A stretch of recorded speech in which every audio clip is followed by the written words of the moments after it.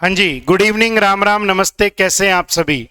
उम्मीद करता हूँ आप सब अच्छे होंगे, बढ़िया सा अपना डे एंजॉय कर रहे होंगे क्योंकि आज सैटरडे है, कल संडे है। तो बेसिकली सैटरडे को सारों का माइंड थोड़ा सा शांत हो जाता है, चिल हो जाता है कि चल यार कल रेस्ट कर लेंगे। लेकिन रेस्ट भले ही कर लेना, लेकिन पढ़ाई नहीं रुकनी चाहिए। यही कारण है कि बच्चों आज भी आपकी क्लास हो रही है और संडे को भी कुलदीप सर ले रहे हैं। आज भी क्लास कुलदीप सर ने लेनी थी। कुलदीप सर ने बड़े शौक से तुम्हारे लिए ये पीपीटी बनवाई थी, लेकिन कुलदीप सर चंडीगढ़ चले गए हैं किसी रीजन से। टेंशन ना लो, कल तुम्हारी क्लास के टाइम तक आराम से रिटर्न हो जाएंगे। बेसिकली आज रात तक ही रिटर्न हो जाएंगे।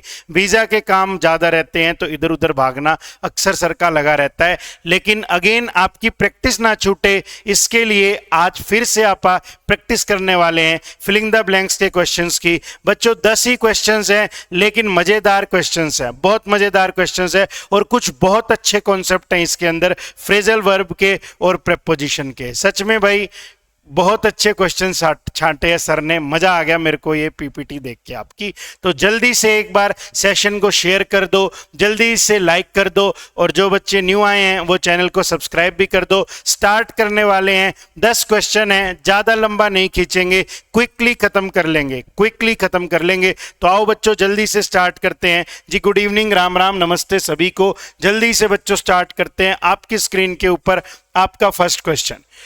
यार फर्स्ट क्वेश्चन ज्यादा चैलेंजिंग नहीं है, थोड़ा सा सिंपल ही लगा मेरे को, लेकिन ट्राई करो। मेरे को भी मालूम है तुम फटाक से आंसर देने की योग्यता रखते हो, तो जल्दी से बताओ, जल्दी से। शाबाश शाबाश, फटाफट से बच्चों। फिलिंग द ब्लैंक्स है, फिट नहीं बिठाना, क्या करना है? एलिमिनेट करना है। फिट नहीं बिठाना, एलिमिनेट करना है। पढ़े एक बार जल्दी से। देव देव आंसर, शाबाश, आंसर दीजिए। A B C D, try कीजिए। ट्राई करोगे तभी बात बनेगी दोस्तों। ट्राई करने से ही एग्जाम में कॉन्फिडेंस आएगा कि इसको लगाऊं या इसको छोड़ूं। एग्जाम में कॉन्फिडेंस चाहिए ना कि भाई 2 नंबर मिलेंगे या नंबर कट जाएगा। इसके लिए बेटा आपको क्या करना पड़ेगा? क्लासरूम से प्रैक्टिस अपने साथ करनी पड़ेगी कि आपके अंदर हौसला हो कि मैं लगा दूंगा, देखते ही आंसर मेरा आंसर सही होता है। चूज करने का हौसला चाहिए। जल्दी, क्या लगा रहे हो? जल्दी बताओ, जल्दी जल्दी जल्दी। कह रहे the electrical parts of the railway coaches dash partly by BHEL Bhopal. तो कह रहे जो इलेक्ट्रिकल पार्ट्स है ना रेलवे कोचेज के, राजा इतनी भड़क लेने की आवश्यकता नहीं है, अपने को पता है। The electrical parts of the railway coaches dash partly by BHEL Bhopal. Partly का मीनिंग है यहाँ पार्शली की। कुछ पार्ट्स कौन बनाता है? BHEL नाम की कंपनी बनाती है भोपाल की। मुझे पता लग गया यार इसके अंदर वर्ब आनी चाहिए। क्यों भाई साहब? सारे ऑप्शंस में मुझे वर्ब दिख रही है। और बेटा जब भी कभी तुझे वर्ब उठानी हो तो तुझे पता होना चाहिए कि अब तू सब्जेक्ट को देखा कर। सब्जेक्ट को देखना पड़ेगा यार। इज है, आर है, तो एक बार सब्जेक्ट देखते हैं सिंगुलर है या प्लूरल है। जल्दी से बताओ। तो मैंने देखा यार ऑफ द रेलवे कोचेज, मैं देखा यार कोचेज, लेकिन मेरे को तो पता था ऑफ प्रेपोजिशन है। प्रेपोजिशन के बाद जो नाउन लिखा है वो तो कैसा है? फालतू आदमी है, वो तो सब्जेक्ट बन नहीं सकता। तो जो मैंने ब्रैकेट में डाल दिया वो तो सब्जेक्ट बन नहीं सकता भाई साहब। तो फिर मैंने देखा यार सब्जेक्ट कौन बनेगा? बेसिकली सब्जेक्ट पहचानना पड़ेगा। तो मैंने देखा यार the electrical parts dash partly by BHEL Bhopal. तो मुझे पता लगा इलेक्ट्रिकल पार्ट्स बनेंगे क्या? सब्जेक्ट। और बेटा इलेक्ट्रिकल पार्ट्स तो यार एक नॉन लिविंग थिंग है, तो ये तो कुछ करेंगे नहीं, बल्कि इनके ऊपर कुछ किया जाएगा। तो ये क्या कह रहा है? ये कह रहा है कि इन पार्ट्स को ना किसके द्वारा सप्लाई किया जाता है? BHEL के द्वारा सप्लाई किया जाता है। सेंटेंस को पढ़ा तो एक बात पता लगी कि भाई यहां जो वर्ब है ना उस वर्ब को इसके ऊपर किया जाएगा। यानी थोड़ा सा मैंने पढ़ के आइडिया लगाया कि इसकी वॉइस क्या होनी चाहिए, पैसिव वॉइस होनी चाहिए। Electrical parts can supply partly by BHEL ना यार, इलेक्ट्रिकल पार्ट्स तो सप्लाई थोड़ी कर सकते हैं। यहां पता लग रहा है डूअर बाद में लिखा गया है कि कौन कर रहा है जिस काम को? BHEL कर रहा है, बाद में डूअर लिखा है। तो अपने को पता है ना बेटा पैसिव वॉइस है। और राजा पैसिव वॉइस है तो कैन सप्लाई तो तूने काट दिया। आर के बाद सप्लाई वर्ब की फर्स्ट फॉर्म। इज़म आर के बाद कभी भी वर्ब की कौन सी फॉर्म नहीं आती? जल्दी बोलो। फर्स्ट फॉर्म कभी भी नहीं आती। तो ये ऑप्शन भी आपने काट दिया। 2 ऑप्शन बचे, या तो आर सप्लाइड या इज सप्लाइड। बेटा पार्ट्स के साथ में इज तो वैसे भी नहीं आ सकता था, एक ही ऑप्शन बचा, क्या, आर सप्लाइड, और पैसिव वॉइस दिखा रहा है। कह रहे electrical parts of the railway coaches are supplied partly by BHEL Bhopal. देखो मुझे मालूम है आप क्विकली आंसर दे देते हो, लेकिन एक क्वेश्चन में सारे कॉन्सेप्ट्स हमें रिवाइज कर लेने चाहिए, क्योंकि एग्जाम में क्वेश्चंस पक्का चेंज होंगे लेकिन कॉन्सेप्ट सेम टू सेम रहेगा। तो मैं पहला एक्सप्लेन कर चुका हूं, पैसिव वॉइस चाहिए था तो इज MRV3 पैसिव वॉइस का स्ट्रक्चर होता है। पार्ट्स के लिए इज ना लगा के आर लगाया, सेंटेंस हो गया correct. The electrical parts of the railway coaches are supplied partly. Electrical parts of the railway coaches are supplied partly by BHEL Bhopal. जल्दी से दूसरा क्वेश्चन फटाफट आपके स्क्रीन के ऊपर, ABCD आंसर चाहिए। बहुत जबरदस्त क्वेश्चन है ये फ्रेजल वर्ब का, मजा आ गया इस क्वेश्चन को देख के, सच में मजा आ गया। इतनी सारी फ्रेजल वर्ब्स एक साथ में पूछ ली। आपा तो बच्चों वाली फ्रेजल वर्ब याद करते आए हैं, ये वाली तो तुमने याद कर रखी है। मैं एक बार बोर्ड पे लिख रहा हूं, मेरे लिखने से पहले तुम आंसर कमेंट कर देना अगर तुम्हें ये याद है तो। जल्दी से बोलो क्या ये तुम्हें याद है, जल्दी से बताओ। क्या कुलदीप सर ने आपको नहीं सिखाया क्या लुक फॉर का मीनिंग क्या होता है, लुक आफ्टर का मीनिंग क्या होता है, लुक इनटू का मीनिंग क्या होता है? क्या सर ने आपको ये बातें नहीं समझाई क्या? अरे बिल्कुल समझाइए। लुक फॉर, जल्दी शाबाश, जल्दी कमेंट करो। हाँ हाँ सही सही जा रहे हो। लुक फॉर का मीनिंग सर्च करना, कोई चीज ढूंढना। लुक आफ्टर जल्दी से बताओ, अनगिनत बार एडिटोरियल में पढ़ी है यार। लुक आफ्टर बोले तो टेक केयर करना, किसी का देखभाल करना, किसी व्यक्ति का या किसी सामान का, बिल्डिंग का, हाउस का, किसी सामान की देखभाल करना, निगरानी में रखना। लुक इनटू इसमें फंस रहे हो? जी बिल्कुल कोशिश कीजिए। लुक इनटू में फंसते जा रहे हैं हमारे नादान परिंदे। अरे राजा, लुक इनटू का मीनिंग होता है इन्वेस्टिगेट करना। लुक इनटू का मीनिंग क्या निकल के आता है बेटा? इन्वेस्टिगेट करना। तो ये तीन तो तुमने पढ़ी थी। देखो कितने बच्चे फटाफट आंसर कर देते हैं, तो इनके आंसर्स तो क्विकली आ गए। इनके बारे में बातचीत करते हैं, जल्दी से इनके बारे में बातचीत करो। My windows look dash the garden, मेरी विंडोज गार्डन को देख रही है। ये कैसी बात कर रहा है नलायक कहीं का। My windows look dash the garden, ध्यान से देखना बच्चों। लुक एट का तो मीनिंग होता है किसी चीज को केयरफुली देखना। स्कूल में टीचर मारते टाइम अक्सर कहता था बोर्ड की तरफ देख, ऊपर देख, बोर्ड की तरफ, ध्यान से देखो बोर्ड की तरफ। Look at me, look at the board. तो लुक एट का मीनिंग होता है केयरफुली किसी चीज को देखना। यार ये बात थोड़ी होगी कि मेरी विंडोज खिड़कियों को, मेरी जो खिड़कियां हैं वो बगीचे को केयरफुली देख रही हैं, ये तो गलत बात है। तो ये तो कट गया भाई। तीन ऑप्शन आपके पास में बचे, एक ऑप्शन आपके पास में बचा बेटा लुक इन। क्या बचा जी? Look in. मैं एक बात बताता हूं, लुक इन के ना दो रोल हैं। लुक इन दो रोल प्ले करता है। बताओ रे आंसर, जल्दी शाबाश, तुक्के नहीं मारना, एक्सप्लेन करना है। लुक इन दो रोल प्ले करता है। अगर तो बेटा ये फ्रेजल वर्ब है तो लुक इन का मीनिंग क्या होता है? किसी से मिलने के लिए चले जाना। और ये बेसिकली एक शॉर्ट ड्यूरेशन के लिए, to meet someone for a short duration. आप कहीं और जा रहे हो और आप वहां भी चले गए।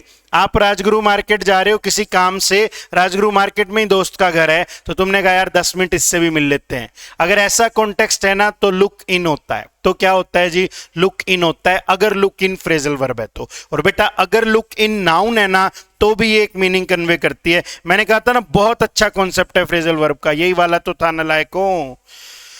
लुक इन अगर फ्रेजल वर्ब है तो इसका मीनिंग होता है किसी से मिलने जाना एक शॉर्ट ड्यूरेशन के लिए। बेसिकली जब आप कहीं और जा रहे हो, रास्ते में आप मिलने आ गए। जल्दी से बता दो तुम, लुक इन जब नाउन है तो क्या मीनिंग है जी? बिल्कुल लुक इन नाउन का भी काम कर जाता है इनफॉर्मल में। लुक इन जब नाउन है ना तो इसका मीनिंग होता है to not get a chance to do something or to achieve something.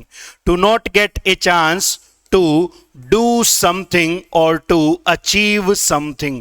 कुछ कर ना पाने का बेसिकली मौका आपको ना मिलना कुछ करने का। आपका किसी से मैच है, आप भी खेल रहे हो, सामने वाला भी खेल रहा है, आप नहीं जीत पाए क्योंकि आपका ओपोनेंट बहुत स्ट्रांग है। ऐसे कॉन्टेक्स्ट में लुक इन का यूज होता है। ऐसे कॉन्टेक्स्ट में किसका यूज होता है जी? लुक इन का यूज होता है।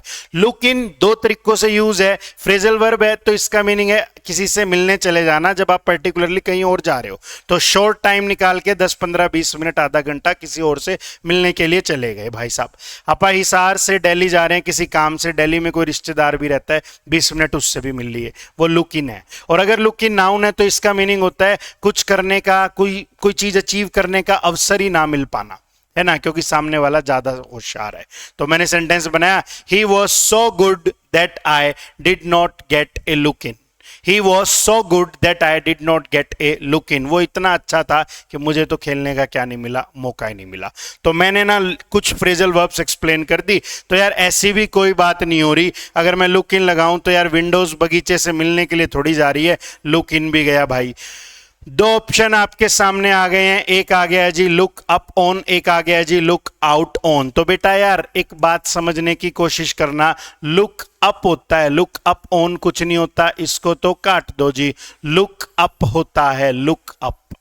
बेटा लुक अप का मीनिंग होता है, एक एडवांस यूसेज है लुक अप। आप ऐसे सोचो, जब भी आप जीवन में निराश होते हैं तो हम ऊपर देखते हैं भगवान की तरफ कि यार भगवान देख रहा है, भगवान जरूर कुछ अच्छा करेगा हमारे लिए। तो मैंने तो ऐसे याद करा, जब निराश हो जाओ लुक अप, परमात्मा की तरफ देखो, परमात्मा जरूर कुछ अच्छा हमारे लिए निकाल लाएंगे। तो लुक अप का मीनिंग होता है to improve, to make something better, to improve, to make something better. बहुत जबरदस्त कॉन्सेप्ट है यार ये इन फ्रेजल वर्ब्स का।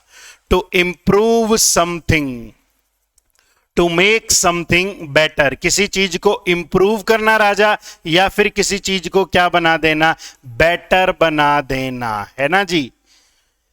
बात समझ में आई क्या? तो यार विंडोज जो है वो गार्डन को बेटर भी नहीं बना रही, ये ऑप्शन भी काट दो, एक ही ऑप्शन बचता है, इसका मीनिंग अभी समझ लेंगे, लुक आउट ऑन। क्या बना बेटा?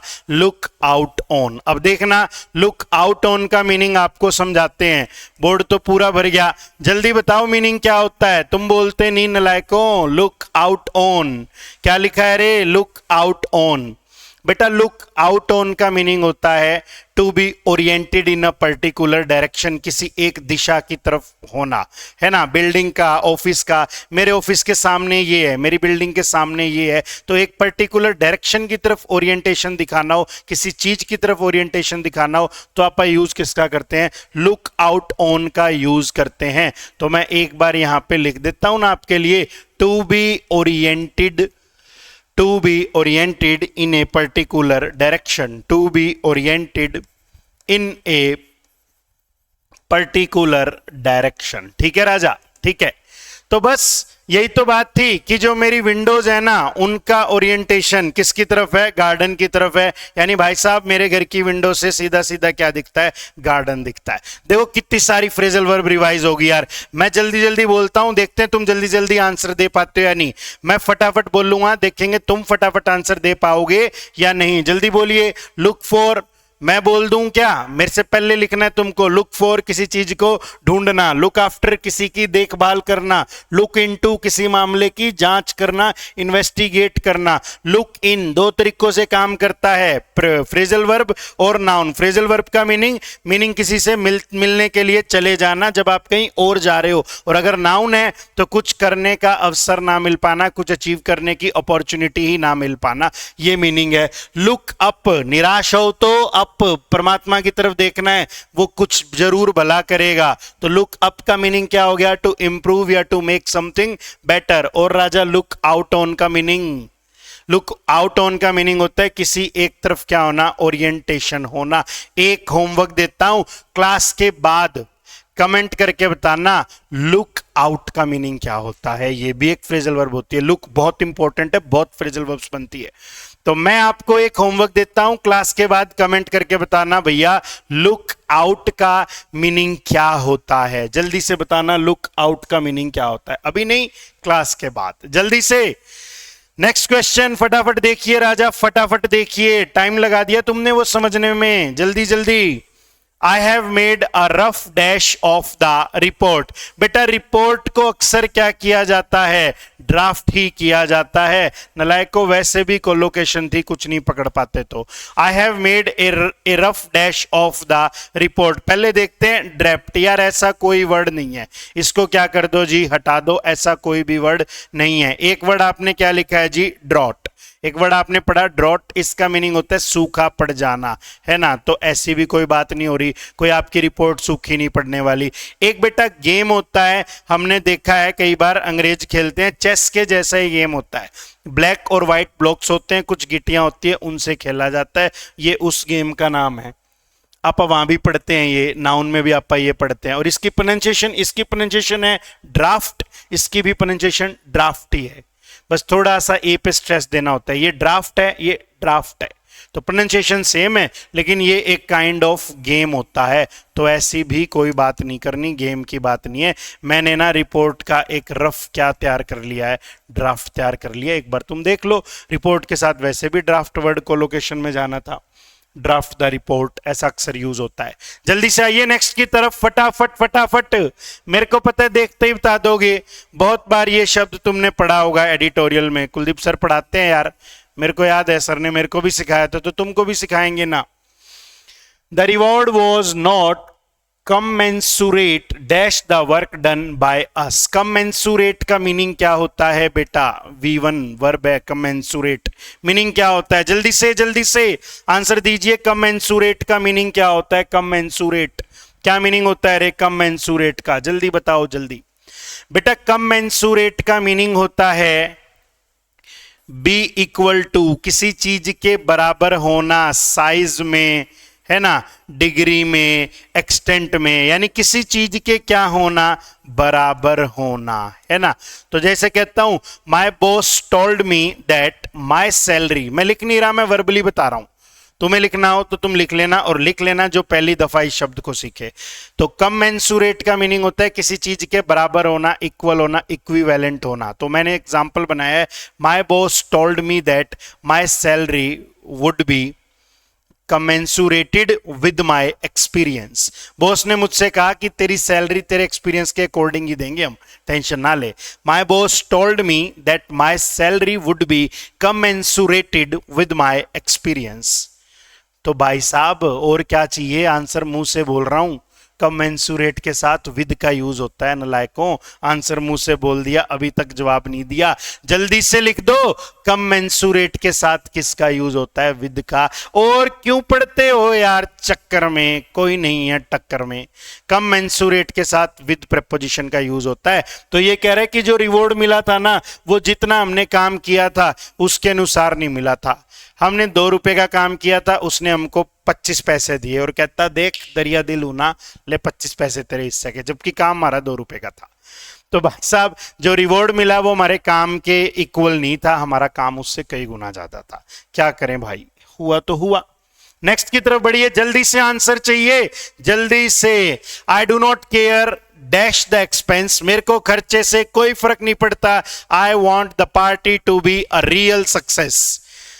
तो कल एक बच्चे का वीजा है, तो बच्चा ऐसा कह रहा है मेरे को फर्क नहीं पड़ता कितने पैसे लगते हैं, जाने से पहले जबरदस्त पार्टी देके जाना है मैं। तो बच्चा क्या कह रहा है, आई डू नॉट केयर। अरे नलायकों, कोई भी बता देगा केयर अबाउट समथिंग होता है, नादान बालकों, देखते ही बताना था ये तो।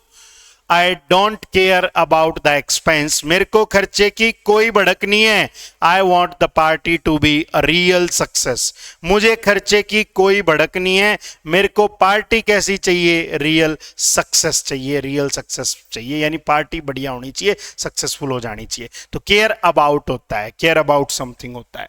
जल्दी करो यार, जल्दी जल्दी, शाबाश। चित्ता बालक हो तुम, इतनी देर थोड़ी लगाता है चित्ता बालक, या चित्ता नहीं हो, अरे हो चित्ता बालक, जल्दी से जवाब दीजिए।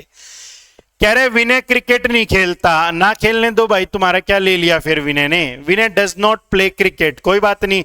And does Yashwant. अब मेरे को एक बात समझ में आ रही है यार, मेरे को एक बात समझ में आई। मैंने देखा ये तो सब्जेक्ट है, मैंने देखा डज एक हेल्पिंग वर्ब है, मैंने देखा नोट एक एडवर्ब है, और मैंने देखा प्ले क्या है राजा, मेन वर्ब है, वर्ब की फर्स्ट फॉर्म है, और देखूं तो क्रिकेट ऑब्जेक्ट है। आगे लेके चलते हैं। मैंने बोला यार यशवंत एक सब्जेक्ट है और डज एक हेल्पिंग वर्ब है, ये क्या कर रहा है नलायक कहीं का। अपने को तो पता है, आपा तो बचपन से पढ़ते आए हैं, रट्टा मारते आए हैं ना, सब्जेक्ट, हेल्पिंग वर्ब और मेन वर्ब। अरे भाई एक बार आपा ने ये भी तो पढ़ा था, इन्वर्जन नाम की एक चीज होती है, जब कोई सेंटेंस या क्लोज किसी नेगेटिव वर्ड से स्टार्ट हो जाए तो इन्वर्जन होता है। और हेल्पिंग वर्ब पहले आता है बाद में आता है? पहले आता है सब्जेक्ट से। तो महाराजा सब्जेक्ट से पहले हेल्पिंग वर्ब लगा रखिए, बुद्धि का प्रयोग कीजिए।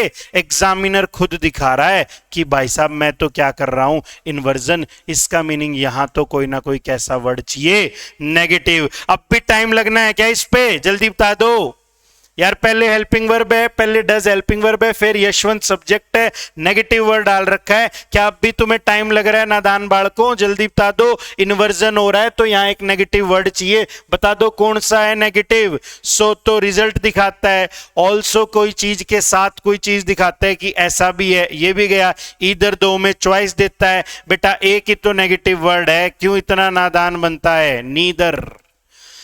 विनय does not play cricket and neither does Yashwant. ना तो विनय क्रिकेट खेलता, ना ही अपने यशवंत भैया क्रिकेट खेलते हैं। हाँ या ना? जल्दी बोलिए हाँ या ना। बस कुछ एक क्वेश्चंस रह गए हैं, हो गया है फिर कवर। जल्दी से एक क्वेश्चन और है प्रेपोजिशन का, जबरदस्त कॉन्सेप्ट है, मजा आ जाएगा। मजा रट्टे तुमने मारे होंगे, आज मजा आ जाएगा। एक क्वेश्चन आएगा अभी प्रेपोजिशन का, लास्ट क्वेश्चन है शायद। This movie is directed by Steven Spielberg. और आगे क्वेश्चन मार्क लगा रहा है। बेटा आपा ने पढ़ा है, ये क्वेश्चन टैग है। हमने एक बात पढ़ी है कि क्वेश्चन टैग नाम की एक चीज होती है जिसमें दो चीजें होती है बेसिकली। यहां एक स्टेटमेंट लिखी जाती है और यहां एक क्या लिखा जाता है? क्वेश्चन टैग लिखा जाता है। और क्वेश्चन टैग इसलिए बनाते हैं ताकि कोई चीज कंफर्म कर सके। तुम पार्टी में आ रहे हो, है ना? तो पहले मैंने एक स्टेटमेंट डाली, you are coming to the party, और अब मैंने बोला है ना। तो आप इस बात को समझिए, क्वेश्चन टैग कोई चीज की कंफर्मेशन लेने के लिए किया जाता है। जैसे कोई शरारत बचपन में कर देते थे, एक पड़ोसी शिकायत लेके आता था तो मम्मी कहती थी मेरा राजा बेटा ऐसा नहीं कर सकता, है ना? राजा बेटा नीचे देख रहा होता था, मम्मी कहती थी है ना, राजा बेटा ऊपर देखता ही नहीं था। तो एक स्टेटमेंट और एक क्वेश्चन टैग। क्वेश्चन टैग कुछ कंफर्म करने के लिए बनाया जाता है। अब आप बात सीखिए बेटा, स्टेटमेंट अगर पॉजिटिव है नन्हे नन्हे बालकों तो क्वेश्चन टैग नेगेटिव है, और बच्चों स्टेटमेंट नेगेटिव है तो क्वेश्चन टैग पॉजिटिव है। मेरा राजा बेटा ऐसा नहीं कर सकता, या किया है, मम्मी ऐसा पूछती थी, नहीं कर सकता नेगेटिव, या किया है पॉजिटिव। तुम मुझसे प्यार करते हो या नहीं, हीरोइन ऐसा ही पूछती है, तुम मुझसे प्यार करते हो, पॉजिटिव सेंटेंस, या नहीं, नेगेटिव क्वेश्चन टैग। तो बेटा देखियो एक बार कैसा है भाई साहब। स्टेटमेंट ये रही बच्चों, स्टेटमेंट ये रही। स्टेटमेंट कैसी है? पॉजिटिव। क्वेश्चन टैग कैसा चाहिए? नेगेटिव। और भाग्य की विडंबना, सारे ही नेगेटिव है। तो फिर क्या बात होगी, आओ सीख लेते हैं। क्वेश्चन टैग में दो वर्ड्स आते हैं बेटा, एक हेल्पिंग वर्ब आती है और एक कोई प्रोनाउन का यूज हुआ करता है। तो बेटा कह रहे ये मूवी इस बंदे ने डायरेक्ट की थी, ऐसा ही है क्या? तो ये मूवी जो नाउन है इससे रिलेटेड प्रोनाउन बनाना पड़ेगा, इससे रिलेटेड प्रोनाउन बनेगा इट, और वर्ब पकड़नी पड़ेगी, ये वाली वर्ब है। टेंस सेम रखना होता है बेटा, क्वेश्चन टैग बनाते टाइम टेंस सेम रखना है। जो स्टेटमेंट का टेंस है वही क्वेश्चन टैग का टेंस है।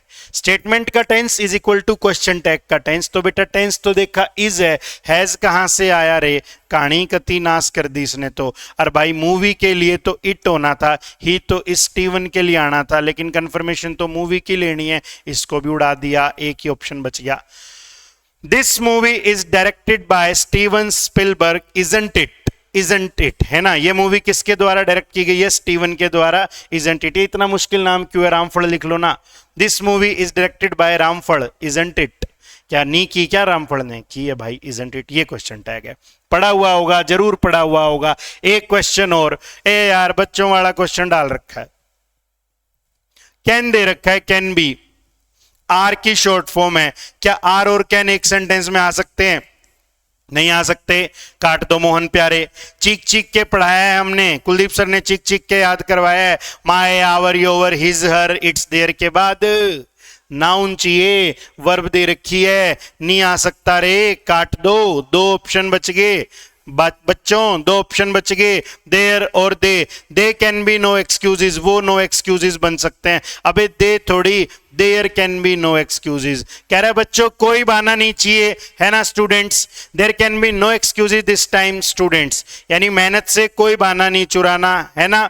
तो ये देयर कैन बी, यहां देयर से आपने सेंटेंस बना लिया, ये कैन हेल्पिंग वर्ब बन गई, बी मेन वर्ब बन गई, और मोहन प्यारे देयर आपकी क्या बन गई, एडवर्ब बन गई। हेयर देयर एडवर्ब्स होती हैं, आपने ये बात पढ़ी है। आहा हा, मजा आ गया इस क्वेश्चन को देख के, दिल गार्डन गार्डन हो गया, आत्मा खिल उठी इस क्वेश्चन को देख के। बहुत ही जबरदस्त क्वेश्चन, अच्छा लगा मुझे ये क्वेश्चन देख के। बेटा कोई पेंटिंग अगर बनाता है ना, तो वो पेंटिंग के नीचे लिखता है made by Chhatrapal painter, made by Chhatrapal painter. तो भाई साहब मेड बाय का यूज जनरली तब किया जाए जब आप क्या बताते हैं, पैसिव वॉइस डूअर लिखना हो। तो tables are usually made dash wood, डूअर तो लिखना नहीं, तो बाय को उड़ा दो बच्चे। और ये फॉर्म क्या है, tables are usually made from wood, form से तो कोई कंफ्यूजन क्रिएट नहीं हो रही थी, मैं एक कंफ्यूजन वाला ऑप्शन लिख देता हूं फ्रॉम। मान लो फ्रॉम की जगह फॉर्म की जगह फ्रॉम आ जाता, अभी आप इसके ऊपर चलेंगे, डिस्कशन करेंगे बेटा। और बेटा made with, Raja made with, make with, इसका जनरली यूज होता है जब आप कोई फूड आइटम बताओ, कोई ड्रिंक बताओ कि ये किस चीज से बनी है। तो बेटा ओ राजा ओ नन्हे मुन्ने बालक, मेक विद का यूज होता है जब तू कोई फूड आइटम या ड्रिंक बताता है कि ये किससे बनी है, ये किससे बनती है ना। तो मेक विद इस तरीके से यूज करना है, और बाय डूअर के साथ में यूज करना है। मजा तो यही है मोहन प्यारे, मजा तो यही है कि एक बार फ्रॉम है और एक बार ऑफ है। देखो मैं लिखता हूं बच्चों, मैं लिखता हूं एक ऑप्शन मान लो फ्रॉम है, एक ऑप्शन ऑफ है। जल्दी से जवाब दे दो यार, तुक्का मार दो, नहीं पता तो तुक्का मार दो, शांत ना बैठो, चूज करना सीखो। शाबाश, क्या कहती है नादान सी जनता, जल्दी बताओ रे क्या कहते हो, फ्रॉम या ऑफ। ध्यान से सीख लेना, आज सिखा रहा हूं, पहले सीख लो, थैंक यू बाद में बोल देना। पहले सीख लो, थैंक यू बाद में बोल देना। बेटा एक बात समझने की कोशिश करना यार, अगर कभी कंपोज ऑफ जैसी सेंस आ रही हो ना, कैसी सेंस आ रही हो, कंपोज ऑफ जैसी, तो भाई साहब मेक के साथ अगर कंफ्यूजन हो ना, तो यहां एक बार कंपोज लगा के देखा करो, इससे बना हुआ है। अगर कंपोज ऑफ वाली सेंस आ रही है तो ऑफ चिपका देना। Tables are usually composed of wood, टेबल्स अक्सर किससे बनी होती है, वुड से, सेंस यही आ रही है। टेबल्स किससे बनी होती है, वुड से, तो आपने चिपका दिया। Tables are usually made of wood, of option आ गया, ऑफ ऑप्शन आ गया। कंपोज ऑफ की सेंस आ जाए तो ऑफ आ जाएगा। वैसे एक और तरीका बताता हूं, एक और जुगाड़ सा है, सस्ता सा जुगाड़ है, बता देते हैं आपको। बेटा दो चीजें हैं, ए और बी, अगर ए से बी बन सकता है और बी से ए बन सकता है ना, तो ऑफ का यूज होता है। देख मोहन प्यारे, टेबल है, उसको तोड़ दे, वुड तेरे सामने आ गया, उसको जला ले चाहे सीख ले उससे। और तेरे सामने वुड है, उसको शेप दे दे, क्या तेरे सामने आ गई भाई, टेबल आ गई। तो टेबल से वुड बन सकता है, वुड से टेबल बन सकती है, तो ऑफ लगा दो। महाराजा बेल्ट है, बेल्ट है, उस बेल्ट को तोड़ दो, बेल्ट से क्या बन गया, लेदर बन गया। लेदर है, लेदर को शेप दे दो, क्या बन जाएगी, बेल्ट। तो belt is made of leather, बिल्कुल ठीक है। तो ए से बी बन सकता है और रिवर्सिबल प्रोसेस है, बी से ए बन सकता है, तो ऑफ चिपका देना। और अगर वन साइडेड प्रोसेस है, दोबारा यहां से ये नहीं बन सकता। कर्ड है, दही है, किससे बनता है जी, मिल्क से बनता है ना। लेकिन क्या भाई साहब आपके पास में मिल्क है तो आपने कर्ड बना दिया, लेकिन क्या दही से दोबारा दूध बन सकता है, क्या नहीं बन सकता, हाँ या ना, नहीं बन सकता। तो यहां देखना, एक बार लिख के समझाता हूं, ये भी एक अच्छा कॉन्सेप्ट है वैसे। टेबल से वुड दोबारा बन सकता है, टेबल को तोड़ दो वुड आ गया, वुड को तोड़ दो शेप दे दो टेबल आ गई, तो ऑफ आ गया। या तो यूं समझ लो, नहीं इतनी भड़क लेने की जरूरत नहीं है, अगर कंपोज ऑफ बन जाए तो समझ जाओ मेड ऑफ आएगा। और अगर कोई ऐसी चीज हो कि वापसी नहीं जा सकती, एक से एक ही बन सकती है बेटा, वापसी नहीं जा सकती, रिवर्सिबल साइकिल नहीं है, तो फिर आप क्या यूज करते हो, फ्रॉम का यूज करते हो। देखो मैं एक एग्जाम्पल तुम्हारे सामने लिखना चाह रहा हूं, मैं एक बार लिख देता हूं यार। Curd is made dash milk, बेटा जब भी तेरे पास मिल्क है ना तो तू कर्ड बना सकता है, लेकिन राजा तेरे पास कर्ड है तो तू दोबारा मिल्क थोड़ी बना सकता है, दही से दूध थोड़ी बन सकता है। तो साइकिल वापस नहीं घूम सकती, जब साइकिल वापस नहीं घूम सकती तो आंख बंद करके क्या चिपका देना, फ्रॉम चिपका देना। तो इस पे क्वेश्चन सेट होता है, एग्जाम्स में अक्सर क्वेश्चन पूछा जाता है मेक के साथ कब ऑफ आता है, कब विद आता है, कब बाय आता है, कब फ्रॉम आता है, मैं सारे बता दिए। विद आता है जब कोई फूड आइटम का बताना हो, बाय आता है जब डूअर बताना हो। अगर रिवर्सिबल है यहां जो लिखा है उससे ये बन सकता है, इससे ये बन सकता है, तो क्या बना दो भाई साहब, ऑफ लगा दो। रिवर्सिबल नहीं है तो क्या लगा दो यार, फ्रॉम लगा दो। डन है। तो उम्मीद करता हूं आपको आज की क्लास अच्छी लगी, समझ में आई, कुछ नई चीजें आपने ऐड ऑन करी, बहुत अच्छा लगा आपकी क्लास लेके। कल भी आपकी सेम टाइम पर क्लास होगी, कुलदीप सर ही लेंगे, जो वोकैबुलरी की क्लास कुलदीप सर लेते हैं, सेम टाइम आपकी वही क्लास होने वाली है। तो आज का सेशन बच्चों अगर अच्छा लगा हो तो वीडियो को लाइक करना और अपने यार दोस्तों के साथ शेयर भी करना। फिर मुलाकात होगी आपसे जब कभी कुलदीप सर बाहर जाएंगे तब। Thank you class.